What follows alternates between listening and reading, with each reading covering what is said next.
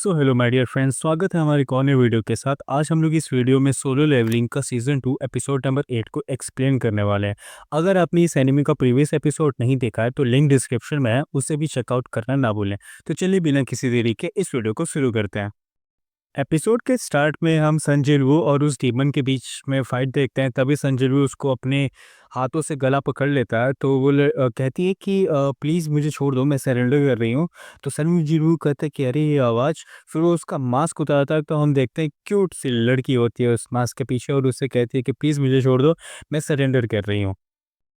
वो लड़की संजू से रिक्वेस्ट करने लगती है कि प्लीज़ मुझे छोड़ दो, मेरा तो काम बस मास्टर को सर्व करना है, अगर मैं जब तक ज़िंदा रहूँगी तो वो खुश रहेंगे। तो संजू उसे माफ़ कर देता है और वहाँ से जाने लगता है। तभी वो लड़की उसको पीछे से अटैक कर देती है, पर बीच में टस्क आके उसे बचा लेता है। तो संजू के सामने फिर से वो झुक जाती है, कहती है प्लीज़ मुझे माफ़ कर दो, मुझसे गलती हो गई, अब मैं ये नहीं करूँगी। संजू उससे पूछता है कि क्या तुम्हारे पास एंट्री परमिट है? तो वो कहती है लड़की कि हाँ, मेरी फैमिली उसको रखती है, वो बहुत सेंचुरी से उसको रखते हुए आ रही है, तो प्लीज़ अगर आप मेरे को छोड़ दोगे तो मैं अपनी फैमिली से बोल के आपको वो परमिट दिलवा दूँगी। संजीव बोलता है कि वो साला इसके फैमिली के पास वो परमिट है, इसीलिए मैंने इतना कोशिश किया पर वो मेरे को मिला नहीं। संजीव उसके पास जाता है और गुस्से में पूछता है कि देखो तुम एक डीमन हो, क्या मैं तुम पे ट्रस्ट कर सकता हूँ? भाई उस बंदी की फट जाती है, वो कहती है कि हाँ, हाँ, तुम मेरे पे ट्रस्ट कर सकते हो, मैं कुछ अब नहीं करूँगी वैसा। फिर सीन शिफ्ट होता है और हम लोग जेजू आइलैंड के आसपास का सीन देखते हैं जहाँ पे एंट्स ने अटैक कर दिया और बहुत लोगों को वो मार रही है। फिर हमारा सीन शिफ्ट होता है जिन्वू पर, जहाँ वो लड़की उससे बता रही होती है कि मैं रिडेबल फैमिली से हूँ और मेरा नाम पता नहीं उसका क्या नाम है, पर हम लोग उसको क्यूटी बोलेंगे, ओके। फिर संजीव सोचता है क्या मुझे इस सिस्टम के बारे में पूछना चाहिए, पर वो उससे एक चीज़ पूछता है कि क्या बताओ कि तुम्हें एक कुछ आवाज़ें सुनाई देती हैं कि तुम्हें ह्यूमंस को मार देना है या ऐसा कुछ? पर वो लड़की जवाब देती है कि नहीं, मुझे ऐसी तो कोई आवाज़ नहीं आती है, पर एक आवाज़ आती है जो कहती है कि तुम्हें इस रैम को प्रोटेक्ट करना होगा, इस जगह को। संजीव उससे पूछता है कि तुम लोग आए कहाँ से हो? तो वो बताती है वो लोग डीमन रेल्म से आए हैं। संजीव उससे पूछता है कि ये डीमन रेल्म में तुम लोग करते क्या था? तभी वो ग्लिच करने लगती है और कुछ बड़बड़ाने लगती है, उस पे ध्यान नहीं देंगे। फिर हमें नेक्स्ट सीन हंटर एसोसिएशन का दिखाया जाता है जहाँ पे मीटिंग बैठती है और वहाँ पे बताया जाता है कि एंट्स ने हर जगह तबाही मचा के रखी है। वहाँ पे चेयरमैन गो भी होते हैं जो कि उस बात से सहमत करते हैं कि हाँ, इन्हें रोकना होगा, क्योंकि अगर ये उस आइलैंड से बहुत दूर तक फैल गई तो बहुत तबाही मचने वाली है, तो हमें सारे हंटर्स को एक जगह गैदर करना पड़ेगा ताकि हम लोग उन पे अटैक कर सकें। सन जिनवू और टस्क उस लड़की को कैरी करके ले जा रहे होते हैं क्योंकि वो लड़की पास आउट हो जाती है, वो कुछ बड़बड़ा रही थी, फिर उसके बाद पास आउट हो जाती है। लड़की से संजीवू पूछता है कि बताओ कि तुम लोग का कासल कितना दूर है? तो लड़की बोलती है कि बस ज़्यादा दूर नहीं, आप सामने से चलते जाइए, आपको कासल दिख जाएगा। और वो संजीवू को थैंक यू बोलती है कि आपने मुझे माफ़ कर दिया, उसके लिए बहुत बहुत शुक्रिया आपका। फिर जब वो लोग कासल पहुँचते हैं तो क्यूटी का बाप देख के वो बहुत डर जाता है संजीवू को। कहता है कि तुम किसको लेके आ गई हो? इसको देख रही हो, इसकी साइडों में बहुत सारी आर्मी छुपी हुई है।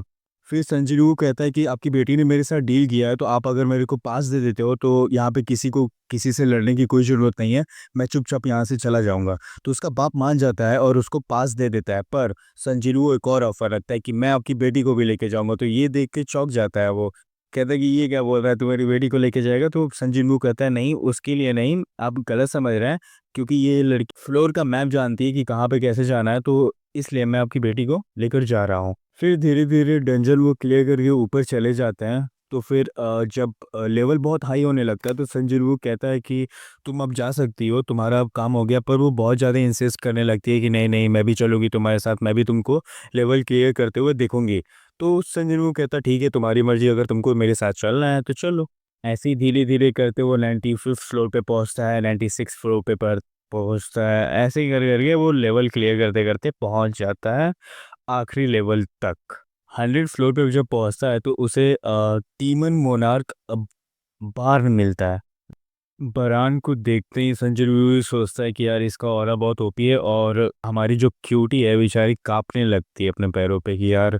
फिर बरान भी अपने आर्मी को समन करता और संजनूर पे अटैक करवा देता और संजनूर भी अपने आर्मी को शैडो से निकालता है और बरान की आर्मी पर अटैक कर देता है। दोनों तरफ बहुत अच्छी लड़ाई चलती है। फिर संजीवू उसके ड्रैगन को मार देता है, ड्रैगन मर जाता है, तो वो दोनों नीचे उतर के आमने-सामने फाइट करने लगते हैं, पर संजीवू बहुत कमज़ोर पड़ने लगता है और वो एक्चुअली में लास्ट में हारने वाला होता है, पर अपनी क्यूटी उसके ऊपर तलवार फेंक देती है, जिसकी वजह से वो डिस्ट्रैक्ट हो जाता है और संजीवू एक जोरदार पंच मारता है और बरान का गेंद फाड़ देता है गाइस, गेंद।